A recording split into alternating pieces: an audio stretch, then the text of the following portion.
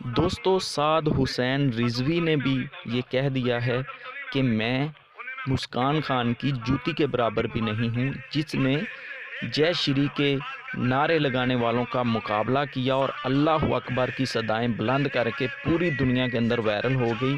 اس نے اپنی آخرت اور دنیا سنوار لی ہے۔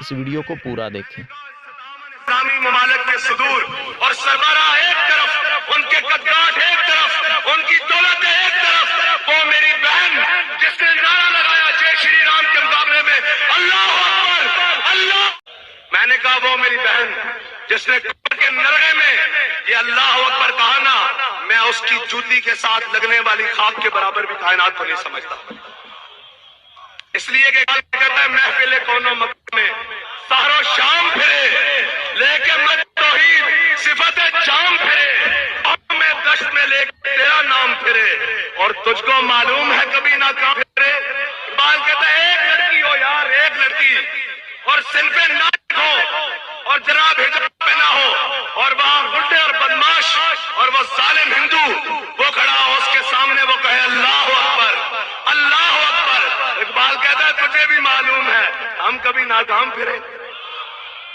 اس کے پاس اپنی جان تھی، اپنی عصمت تھی، اس نے حضور کے نام پر اس نے نعرہ تکبیر کی صدا پر پیش کر دی۔ بس اتنی سی بات ہے کہ ہمارے پاس جو ہے۔